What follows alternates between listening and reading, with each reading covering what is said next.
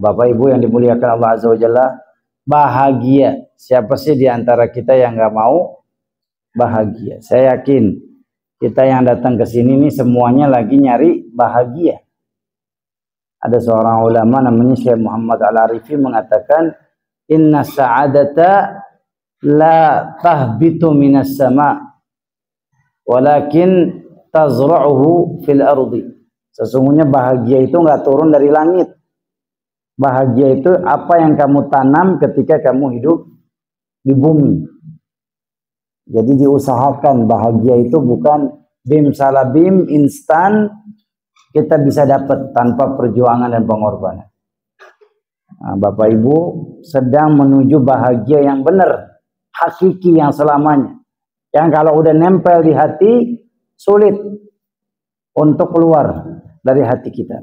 Bahagia real, happiness, yaitu apa? Dekat dengan Allah Subhanahu wa taala. Makanya tidak ada bahagia tanpa Allah. Bahagia tanpa Allah semu, sebentar, sementara. Orang nyari bahagianya di narkoba. Ketika dia pakai narkoba, fly, lupa sama masalahnya dia, apa yang terjadi? Overdosis. Mati konyol. Kalau orang Gaza mati syahid, dia mati sangit. Bahagia enggak? Ada orang bahagianya dengan selingkuh. Cari yang bukan istrinya. Padahal sudah punya istri, punya anak. Iya, na'udzubillah min dzalik sama, Pak. Salah alamat. Jadi banyak orang di dunia ini, Pak, nyari bahagia tapi salah alamat. Dan bahagia yang hakiki ini, Bapak Ibu yang dimuliakan Allah Azza wa Jalla, datang ke majelis yang di dalamnya dibacakan Al-Quran. Nabi SAW bersabda, majtama'a qaum min fi bait min buyutillah. Kalau satu kelompok manusia ngumpulnya di masjid, ngapain? Yatluna kitab Allah, baca Quran, wa yatadarasuna fima bainahum. Kemudian belajar di antara mereka. Ustaz Farhan ngisi tausiah, bahas Quran, bahas hadis di masjid Baitur Rahmah. Ini alamatnya udah benar. Inilah real bahagia di sini. Ngapain kata Rasulullah SAW? Apa yang mereka dapatkan? 4. Nazalat alaihimus sakinah. Pasti bahagia. Ini Bapak Ibu yang dimuliakan Allah Azza wa Jalla, udah benar alamat nyari bahagianya. Di masjid ngaji. Pasti bahagia. Yang punya utang, utangnya lunas. Ini yang aminnya kencang, utangnya banyak. Orang yang mau utangnya lunas datang ke masjid ngaji. Solusi semua permasalahan hidup kita. Orang yang pengen nyari jodoh, nyari jodohnya di masjid. Nyari orang yang ahli Quran, ahli ngaji. Istri solehah, suami soleh, rumah tangganya bahagia. Kalau nyari istri, mohon maaf, lahir dan batin di jalanan, yang nggak sholat, yang nggak menutup aurat, rumah tangganya akan penuh prahara, problematika. Suatu saat Pak Ayahanda, Pak Haji Hartoyo, saya punya orang tua di Malang, cerita sama saya, Ustadz, apa bahagianya saya? Ngelihat istri saya sholat tahajud, doain saya. Subhanallahirrahmanirrahim. Jadi bahagianya suami punya istri solehah. Istri yang ngaji, baca Quran dan mempelajari sini. Ini kata Rasulullah, anzalat alaihimus sakinah. Dan kebahagiaan itu bukan punya bos kita. Bukan punya pimpinan perusahaan kita. Bukan punya ustadz bahagia. Bukan punya guru. Bukan. Siapa yang punya bahagia? Allah Azza wa Jalla. Makanya kata Imam ahli hadis, Syekh Abdul Razak, beliau pernah mengatakan, as-sa'adatu biyadillah wa la tunalu illa bi ta'atillah. Bahagia itu cuma ada di tangan Allah. Jadi jangan nyari bahagia dengan cari perhatian manusia. Cari perhatian Allah. Dan kamu bakal bisa bahagia, kata beliau, kalau dekat sama Allah, taat sama Allah. Makin dekat sama Allah makin bahagia, makin jauh sama Allah hilang bahagia kita. Demi Allah nih hari ini nih, kita sebagaikan diguyur hujan hati kita. Saya Pak demi Allah capek dari Surabaya nih, Lumajang, nyampe sini ketemu orang-orang soleh capek saya hilang. Masya Allah, orang-orang soleh di depan mata, wajahnya penuh dengan cahaya. Gimana nggak bercahaya, atasnya lampu. Lampunya kan pincang banget. Jadi Bapak Ibu yang dimuliakan Allah Azza wa Jalla, gimana sih caranya untuk bahagia? Ada buku Pak, wah bagus banget kalau kita bahas, cuma karena waktu kita terbatas, nanti saya juga minta Ustaz Farhan nambahin tausiah ini. Judul bukunya Aisyus Su'ada, karya Syekh Muhammad Al-Arifi. Ibu Bapak kalau mau lihat di toko buku yang paling laris di Gramedia, dulu ada Gunung Agung di Jakarta. Saya nggak tahu di Malang ada nggak toko buku Gunung Agung? Oh ada. Oh hebat juga di Malang, serba ada ya. Sekarang bangkrut. Udah nggak ada, di Jakarta ditutup. Saya pernah ngobrol sama kasir toko bukunya. Buku apa yang paling laku? Buku yang paling laku, buku-buku tentang galau. Buku-buku tentang kegelisahan. Orang pengen cari jadi orang kaya. How to become rich. Itu buku-buku yang dibeli orang, kata dia. Buku-buku tentang motivasi. Subhanallah. Ketika saya baca bukunya Syekh Muhammad Al-Arif ini Pak, kehidupan orang-orang bahagia, Bapak nggak perlu buku-buku orang kafir lagi. Nggak perlu buku-buku orang-orang barat lagi. Cukup buku beliau mewakili arti bahagia sesungguhnya. Bahagia sesungguhnya demi Allah. Dekat dengan Allah Azza wa Jalla. Jauh sama Allah, jauh dari bahagia. Itu tema kita dan inti dari tausiah kita. Makanya kata para ulama, carilah kebahagiaan di 3 tempat. Yang pertama apa? Istighfar. Ketika buat dosa, langsung istighfar. Karena dosa ini sebab kita jauh dari bahagia. Istighfar. Kemudian cari bahagia di mana? Di sholat. Orang yang nggak sholat nggak mungkin bahagia hidupnya. Semu yang Bapak lihat, semu. Nyari bahagianya di sholat. Ada orang nyari bahagianya nyari duit. Nyari duit. Pagi, siang, sore, malam dia nyari duit. Apa yang terjadi? Punya anak pemakai narkoba. Punya istri, istrinya nggak soleha. Kesana kemari istri. Apa yang dia katakan kepada saya? Nggak ada bahagianya. Saya punya uang triliunan. Ini orang Pak di Jakarta punya rumah di mana-mana Pak. Istrinya nggak tahu kemana, anaknya naudzubillah min dzalik, nggak tahu kemana. Dan dia baru tahu apa bahagianya di mana, di masjid. Sekarang jadi ahli masjid, jadi pengurus masjid. Oh, bukan ketika saya punya duit banyak saya bisa menemukan bahagia. Saya pikir dengan punya duit banyak saya bahagia. Lihat, berantakan rumah tangga saya Ustaz. Telat saya Ustaz, saya bilang nggak ada kata telat. Yang telat kalau ruh sudah dicabut oleh Allah. Kalau nyawa sudah yugharghir, di kerongkongan. Seperti Fir'aun yang nggak diterima taubatnya. Kenapa? Karena nyawanya udah di kerongkongan. Udah mau ditarik ke ubun-ubun. Kalau sudah di kerongkongan, jadi roh kita dicabut dari kaki sampai kepala. Kerongkongan, nggak diterima taubat. Jadi alhamdulillah kita lebih awal dapat resep bahagianya. Nah, sekarang tinggal saya, ibu, bapak pertahankan sampai mati. Makanya Ummu Salamah istri Nabi SAW pernah ditanya, ma aktsaru du'ain Nabi fi baiti. Apa yang paling banyak Nabi baca kalau di rumah? Kalau di rumah Nabi banyak doa apa? Ibu bapak pasti kaget. Saya pun kaget. Rasulullah udah dijamin masuk surga. Dosanya yang lalu dan yang akan datang pasti diampuni oleh Allah Azza wa Jalla. Manusia maksum. Tapi ketika di rumahnya paling banyak baca doa ini. Semuanya Pak ya, Bapak Ibu yang dimuliakan Allah. Ya muqallibal qulub, sabbit qalbi ala dinik.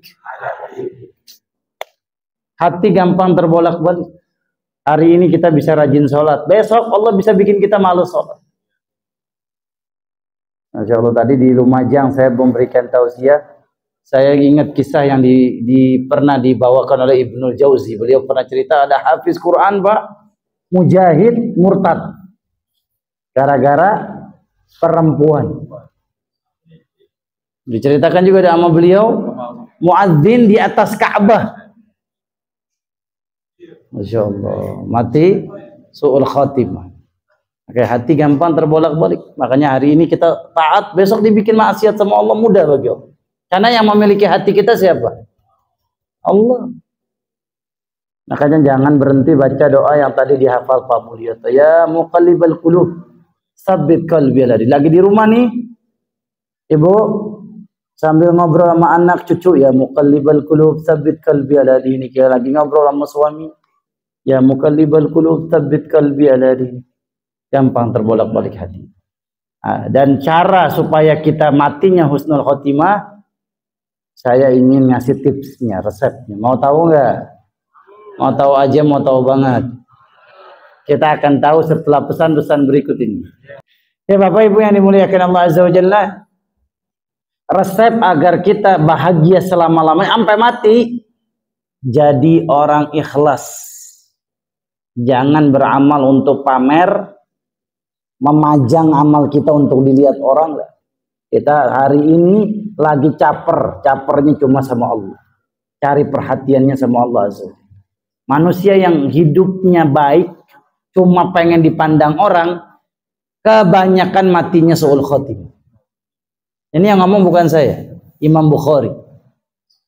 Kenapa orang matinya su'ul khotimah? Kata Imam Bukhari. Imam Bukhari nama aslinya Muhammad bin Ismail Al-Bardizbah, bukan orang Arab. Bapak kalau lihat Imam Bukhari, mukanya nggak kayak saya, nggak kayak Ustaz Farhan. Kulit-kulitnya bule. Diceritakan nih, postur tubuhnya, badannya bule. Asfar. Ya, karena Uni Uzbekistan ini pecahan dari Uni Soviet. Bapak pernah lihatnya Presiden Putin? Udah pernah lihat? Di mana Pak? Di Malang. Oh di TV. Ya kayak begitu tuh Imam Bukhari. Gambarannya ya. Kita nggak bilang mercis, kembar. Enggak. Gambarannya ya orang Rusia. Oh iya bercanda ya. Beliau yang bawain, Masya Allah. Beda susu. Apa? Wah ini katanya Kimas ini air milik PDM Muhammadiyah Kota Malang. Beli. Jangan beli Aqua. Yang beli Aqua saya doain. Saya doain dapat hidayah. Beli Kimas ya, jangan beli produk-produk kafir. Ya sekarang kita jihadnya ekonomi. Makanya kata Muhammad Nasir Pak, pendiri Dewan Dakwah, Ustadz, anak kebetulan suka ngaji di Dewan Dakwah dulu. Ustadz Yazid rahimahullah tuh Selasa beliau dakwah di masjid Dewan Dakwah Keramat Raya. Ya salah satu perkataan Muhammad Nasir itu apa? Umat Islam Pak kalau ngaji gini nih, Yahudi, Nasrani nggak takut. Umat Islam nih Pak, sholat Idul Fitri, Idul Adha diem. Yang ditakutin sama mereka pasti ganggu kita kalau umat Islam sudah melakukan dua hal. Berpolitik dan berekonomi. Kalau umat Islam udah kompak politik, takut.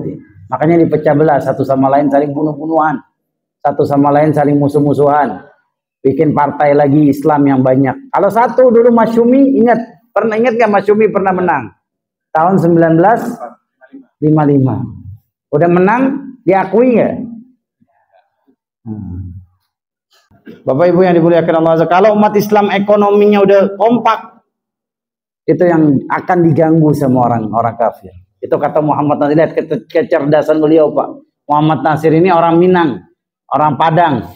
Jadi pendiri Dewan Dakwah, dia ada di Keramat Raya. Bapak kalau ke Jakarta, mampir ada masjidnya namanya Masjid Al-Furqan, banyak pengajian di sini. Kembali lagi ke laptop. Kata Imam Bukhari ketika beliau menjelaskan hadis, orang yang tadinya beramal soleh, tiba-tiba matinya su'ul khotimah, ada orang pelaku maksiat, matinya husnul khotimah, itu karena apa kata Imam Bukhari? Itu yang pertama tuh, dia beramal bukan karena Allah. Fima yabdu bihin nas, pengen tampil di hadapan manusia. Pengen dibilang orang dermawan, pengen dibilang ustadz, pengen dibilang habib. Gelar manusia yang dia inginkan. Sedikit pun dia nggak ingin dapat simpatik dari Allah Azza wa Jalla. Kata Imam Bukhari. Maka ini pelajaran buat saya. Tata hati kita. Ya, kemudian yang kedua, gimana supaya kita husnul khotimah dan bahagia selama-lamanya sampai kita mati? Jangan peduli omongan orang. Orang mau ngomong apa, pujian nggak datangkan manfaat buat kita. Orang membuli kita, tidak ada mudorot. Tidak ada bahaya buat diri kita. Silakan kamu bully saya. Pujian kamu nggak efek buat saya. Nggak nambah saya semangat kalau dipuji kamu. Kenapa? Saya beribadah bukan nyari pujian kamu, tapi cari pujian Allah Azza wa Jalla. Adapun engkau menghina saya, nggak bikin saya mati. Yang matikan saya Allah. Yang bikin sakit izin Allah Azza wa Jalla. Saya nggak takut sama celaan kamu. Itu orang beriman. Makanya dalam kitab Aisyah Su'ada, Pak, Syekh Al-Arif ini bercerita, Pak, ada pedagang tokonya berjejer. Di antara toko yang berjejer, toko paling pojok yang paling laku. Jualan apa, Pak? Jualan sorban. Pak, ini toko, Bu, Pak, berjejer nih. Ini cerita orang-orang soleh zaman dulu. Berjejer, toko yang paling pojok paling laku. Padahal yang 4 toko ini sepi. Dia buka lebih duluan. Ini yang ini bukanya telat tapi laku. Akhirnya yang 4 ini bersekongkol. Gimana caranya bikin orang ini stres? Orang ini stres. Akhirnya yang 4 ini bilang begini, nanti kalau dia datang nih, orang yang tokonya paling laku pakai sorban, kamu bilang sorbannya warna merah. Satu ngomong, Masya Allah. Toko yang pertama, kamu ganteng banget, kamu tampan banget. Aduh, gak ada yang lebih ganteng dari kamu. Karena kamu lagi pakai sorban merah. Padahal sorban dia putih. Apa kata orang ini? Kamu yang gila. Saya ini sorban putih, bukan sorban merah. Datang lagi ke toko yang kedua, toko dia paling pentok. Dipuji lagi, disanjung lagi. Masya Allah, ganteng banget kamu, tampan banget. Ya Allah, gak ada yang lebih ganteng dari kamu. Karena kamu pakai sorban warna hijau. Saya ini pakai sorban warna putih, bukan hijau. Kamu matanya buta, kamu matanya nggak melihat.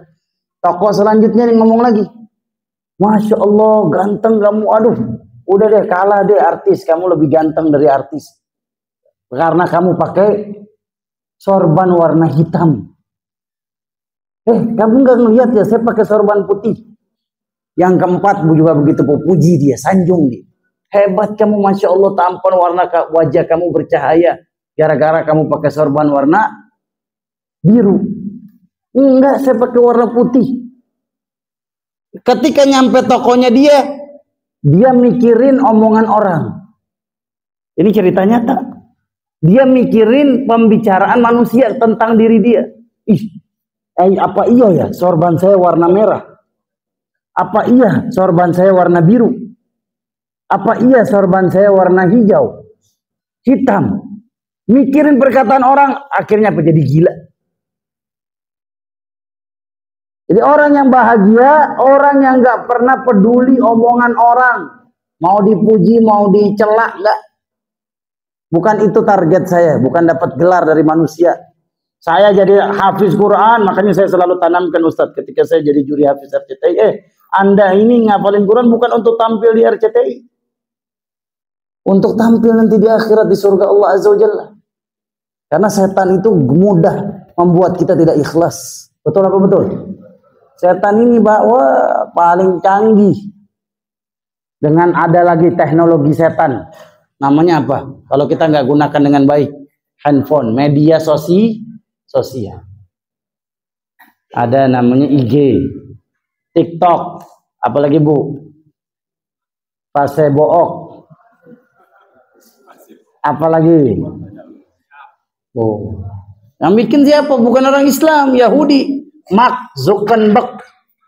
Yang bikin orang Yahudi, Mark Zuckerberg. Apakah kita nggak boleh punya IG? Boleh. Tapi tetap kawal hati, ikhlas karena Allah. Karena fungsinya apa? Untuk syiar. Untuk menyebarkan informasi. Bayangkan sekarang ada video.